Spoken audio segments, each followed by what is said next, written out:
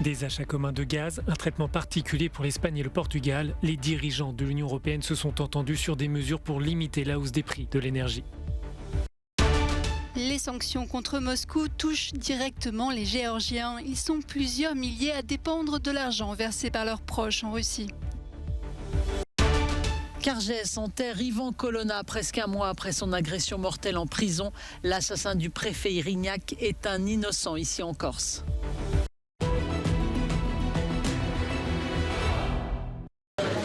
Des délais et des négociations intenses.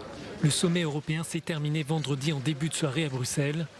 Les chefs d'État et de gouvernement de l'Union ont eu besoin de plus de temps que prévu pour s'entendre sur les solutions à mettre en place pour faire face à la flambée des prix de l'énergie.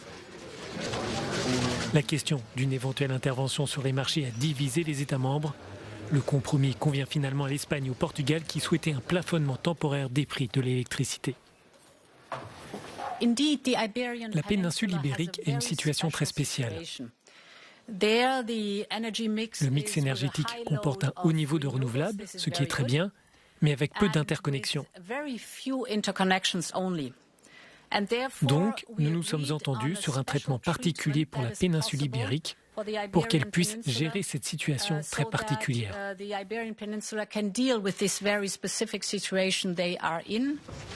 Le Premier ministre espagnol a mené le camp des capitales favorable à une intervention. Pedro Sánchez a même quitté la pièce pour faire part de son mécontentement. Il avait face à lui, entre autres, les Pays-Bas. Les dirigeants se sont aussi accordés sur la nécessité d'augmenter le seuil minimal des capacités de stockage de gaz avant l'hiver prochain. Les 27 se sont enfin entendus sur le principe d'achat commun de gaz. La Commission européenne a reçu le mandat pour mener les négociations au nom des États membres dans l'objectif de faire baisser les prix. 75% du marché mondial de gazoduc, c'est le marché européen. Nous avons un pouvoir d'achat énorme. Je me réjouis donc que nous puissions maintenant utiliser notre pouvoir de négociation collectif au lieu de nous dépasser les uns les autres et d'augmenter les prix. Nous allons mettre en commun notre demande. L'augmentation des prix de l'énergie s'est accélérée avec la guerre en Ukraine. À travers ces mesures, les dirigeants veulent rendre l'Union plus autonome et moins dépendante du gaz russe. Les achats européens d'hydrocarbures demeurent en effet l'une des principales sources de revenus pour Moscou.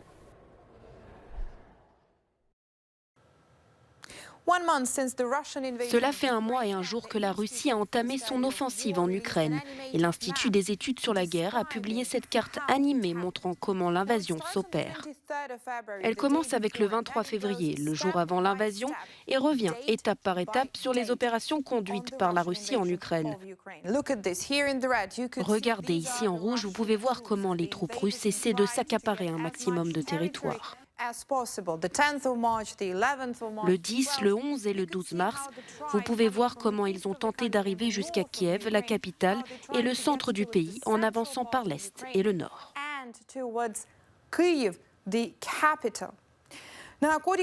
D'après les dernières informations et cette carte, voici à quoi ressemble la situation actuelle.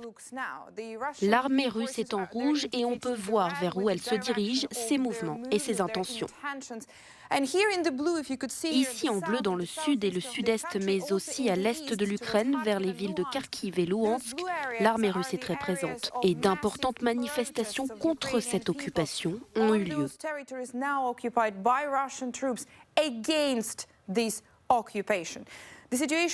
La situation évolue aussi dans la région de Kiev, la capitale. Cette carte montre Kiev et ses environs sur 25 km.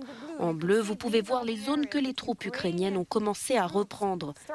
C'est ici qu'ils ont commencé leur contre-attaque, reprenant certains territoires aux Russes. C'est à l'ouest et au nord-ouest de Kiev que se sont déroulés les combats les plus violents durant ce premier mois de guerre.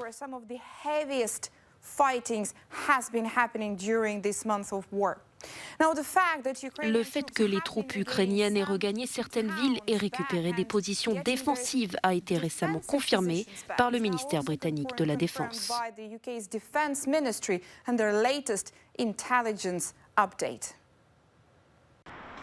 En Géorgie, les sanctions occidentales contre Moscou touchent des milliers de citoyens. Ils sont en effet nombreux à recevoir une aide financière de la part de leurs proches qui ont immigré en Russie. Les nouvelles restrictions ont rendu ces versements d'argent beaucoup plus compliqués. Pour cette Géorgienne, les fins de mois sont devenues difficiles.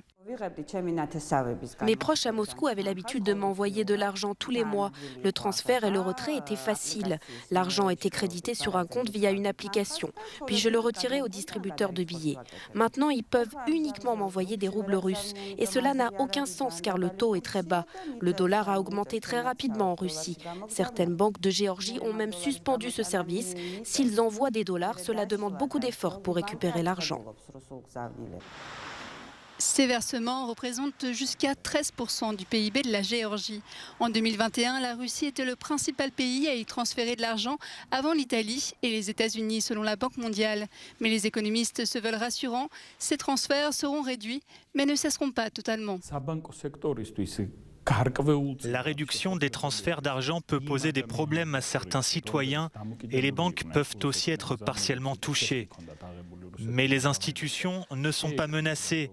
C'est ce que je peux dire avec certitude. Déjà mise à mal par la pandémie, l'économie géorgienne est particulièrement vulnérable. Signe de sa dépendance extrême vis-à-vis du voisin russe, Tbilissi a décidé de ne pas sanctionner Moscou. Un silence religieux à l'arrivée de la dépouille d'Ivan Colonna et des centaines de personnes venues dire un dernier adieu à l'enfant de Cargèse, enterré ce vendredi dans le village corse. Plusieurs personnalités indépendantistes de l'île ont rendu hommage aux militants mortellement agressés le 2 mars dans la prison d'Arles par un détenu islamiste radicalisé. Ici, c'est un héros de la Corse que l'on enterre, un homme qui a toujours clamé son innocence. Mais Ivan Colonna a pourtant été condamné pour l'assassinat du préfet Claude Érignac en 1998. Christine, visiteuse de prison, est venue dire adieu à celui qu'elle a rencontré une fois par mois pendant 12 ans et qui est devenu son ami. Le déchirement, il vient certainement de la condamnation qu'il a subie, plus que de l'éloignement de sa terre, puisque nous espérions tous qu'il la retrouverait, sa terre. Mais pas dans ces conditions dégueulasses. Pour les soutiens d'Ivan Colonna, l'État français est responsable de sa mort en prison. Ses proches réclamaient son transfert dans une prison corse depuis longtemps. Sa mort a donné lieu à de violentes manifestations sur l'île et fait ressurgir la question du statut de l'île. Le ministre de l'Intérieur, Gérald Darmanin, venu 3 jours en Corse mi-mars, s'est engagé à ouvrir des discussions vers un statut d'autonomie restant à préciser. Une démarche qui a jusque-là permis de ramener le calme.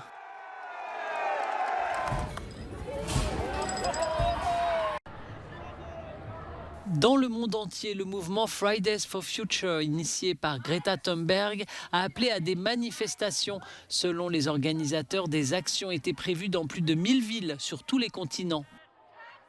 À Sydney, des centaines d'étudiants ont manifesté devant la résidence officielle du Premier ministre australien, Scott Morrison. Je voudrais dire à Scott Morrison, dit cette jeune organisatrice, que ses mots et ses promesses vides ne signifient absolument rien pour les jeunes Australiens. Je lui dirais également que lors des prochaines élections, les jeunes qui ont récemment atteint l'âge de 18 ans voteront pour le climat et tous les yeux seront rivés sur nos politiciens. À Stockholm, les étudiants ont exigé que les politiciens travaillent en faveur des accords de Paris sur le climat. Greta Thunberg, qui avait lancé sa grève scolaire pour le climat en 2018, était également présente. En France, où la présidentielle est prévue le mois prochain, les manifestants se plaignent que la crise climatique ne joue pratiquement aucun rôle dans la campagne électorale. Enfin, en Allemagne, environ 300 manifestations étaient prévues. Des milliers de personnes, principalement des jeunes, se sont rassemblées dans le quartier gouvernemental de Berlin, beaucoup d'entre elles portant le drapeau national jaune et bleu de l'Ukraine. L'Allemagne devrait cesser d'acheter des combustibles fossiles à la Russie, ont-ils demandé. Au lieu de chercher des sources alternatives au pétrole et au gaz, les militants ont également demandé plus d'investissements dans les énergies renouvelables. Le GIEC, en février, a à nouveau mis en garde contre une catastrophe climatique imminente. On apprend qu'une barrière de glace d'une superficie équivalente à celle de Los Angeles s'est totalement désintégrée la semaine dernière dans l'est de l'Antarctique lors de la vague de chaleur sans précédent.